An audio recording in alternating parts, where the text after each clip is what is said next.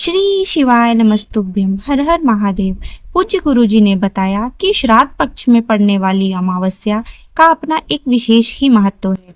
अगर हम श्राद्ध पक्ष के 16 दिनों में कुछ भी नहीं कर पाते हैं, अपने पितरों के प्रति कोई दान नहीं कर पाते हैं, कोई तर्पण नहीं कर पाते हैं, ब्राह्मणों को भोजन नहीं करा पाते हैं, किसी प्रकार का संकल्प नहीं ले पाते हैं, तो हम अमावस्या के दिन अपने सभी पितरों के नाम से दान कर सकते हैं, उनके नाम से संकल्प कर सकते हैं, उनके नाम से तर्पण कर सकते हैं और उनके नाम से ब्राह्मणों को भोजन भी करा सकते हैं।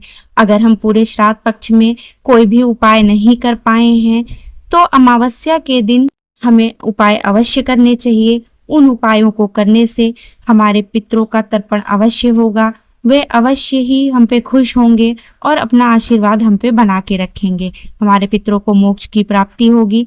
तो चलिए जानते हैं गुरु जी ने ऐसे कौन से उपाय बताए हैं कि जो कि हम अमावस्या की तिथि पे कर सकते हैं और अमावस्या की तिथि पे करने पे हमारे पितर हम पे प्रसन्न होंगे और अपना आशीर्वाद हम पे हमेशा बना के रखेंगे।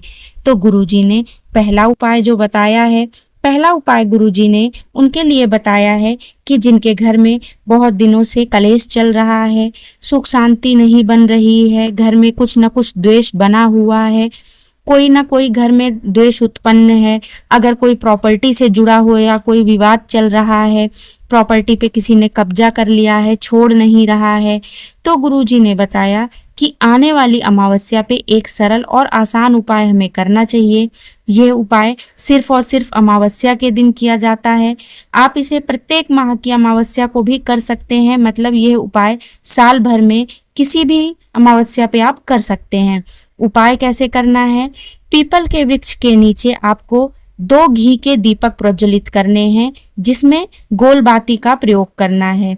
2 दीपक प्रज्वलित करने हैं तो एक दीपक के सामने आपको हल्दी से पीला किया हुआ चावल का दाना रखना है, दूसरे दीपक के सामने कुमकुम से लाल किया हुआ चावल का दाना रखना है। चावल का आखा दाना रखना है, टूटा हुआ ना हो।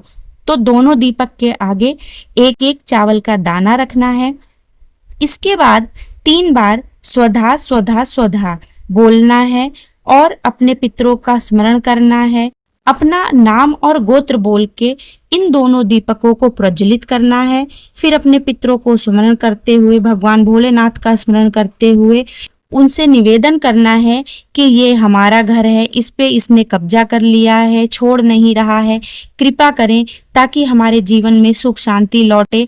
इस प्रकार से प्रार्थना करें। जिस व्यक्ति ने अपने घर पे आपके घर पे कब्जा किया है, उसकी चित्तवृत्ति ऐसी हो जाएगी कि वह स्वयं ही आपकी प्रॉपर्टी को छोड़ के चला जाएगा।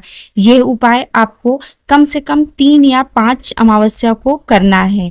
ऐसा करने से आपको जरूर लाभ होगा, आपको लाभ जरूर देखने को मिलेगा और आपके घर के जो कलेश हैं वो भी दूर होने लगेंगे। बढ़ते हैं गुरुजी के द्वारा बताए गए अगले उपाय की तरफ। गुरुजी ने बताया कि अगला उपाय उनके लिए है जिन्होंने अपने पूरे 16 दिन श्राद्ध पक्ष में अपने पितरों के लिए कोई भी दान पुण्य नहीं किया है, कोई भी ब्राह्मणों को भोजन नहीं कराया है, तो वो इस दिन अमावस्या के दिन गाय को एक रोटी में थोड़ा सा मीठा रख के वृष कपि के नाम से दक्षिण की ओर मुंह करके खिला सकते हैं। अगर आप ये भी नहीं कर पाते हैं तो आप गाय को हरा चारा ही खिला दें।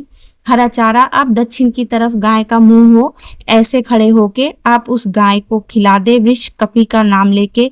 देखिएगा महादेव आप पे कृपा करेंगे ही करेंगे और आपके पितरों का तर्पण ऐसे ही हो जाएगा, उनको मोक्ष की प्राप्ति हो जाएगी। क्योंकि गाय में 33 करोड़ देवी देवताओं का वास होता है, तो इससे पितरों को मोक्ष की प्राप्ति होगी।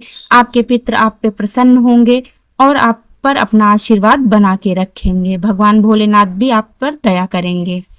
तो ये था दूसरा उपाय। अब बढ़ते हैं गुरुजी द्वारा बताए गए तीसरे उपाय की तरफ, जो कि हम श्राद्ध पक्ष की अमावस्या की तिथि पे कर सकते हैं। श्राद्ध पक्ष की अमावस्या की तिथि पे तीसरा उपाय उनके लिए है जिनके घर में किसी ने बताया है कि पितृदोष लग गया है, बहुत समय से कोई परेशानी चली आ रही है, कोई ना कोई बीमार पड़ रहा है, एक बीमार हो रहा है ठीक हो रहा है, फिर दूसरा बीमार हो रहा है ठीक हो रहा है, फिर तीसरा बीमार हो जा रहा है। या धन की कमी बनी हुई है, एक कमा रहे हैं, दो खर्च हो रहा है, कुछ ना कुछ कलेश घर में मना ही हुआ है, किसी न किसी बात को लेके कोई ना कोई आपस में झगड़े होते ही रहते हैं, घर में पितृदोष लगा हुआ है, तो आप अमावस्या के दिन कौन सा उपाय कर सकते हैं? तो अमावस्या के दिन आपको करना क्या है, एक चावल का आखा दाना लेना है, एक दाना, जी हाँ, ज्यादा नहीं लेना है, एक दाना ही लेना है। आप शंकर जी के शिवालय में जाके शिवलिंग पे एक चावल का आखा दाना आप समर्पित करके भोलेनाथ को एक लोटा जल चढ़ाएं और उसके बाद 3 बार स्वधा स्वधा स्वधा ये बोले, अपना नाम और गोत्र बोलें, अपने पितरों का स्मरण करें और उनसे आपकी जो भी मनोकामना है, जो भी समस्या है, उनसे बोलें और अपना आशीर्वाद उन आप पे बना के रखें, उनसे ये निवेदन करें, उनसे ये प्रार्थना करें। ये उपाय आपको सुबह में करना है और शाम के समय प्रदोष काल में अपने घर पे एक पितरों से के नाम पे एक दीपक जलाना है, एक दीपक प्रज्वलित करना है लंबी बाती का। शाम के समय घी का एक दीपक आप जलाएं। आप तुलसी के पास भी जला सकते हैं या घर के मुख्य द्वार पे जला सकते हैं, जहां भी आप जलाना चाहें। शाम के समय एक दीपक जलाएं, तो इससे भी आपके पितृ प्रसन्न होंगे, आपके पितृ तृप्त होंगे और आप पर अपना आशीर्वाद बना के रखेंगे।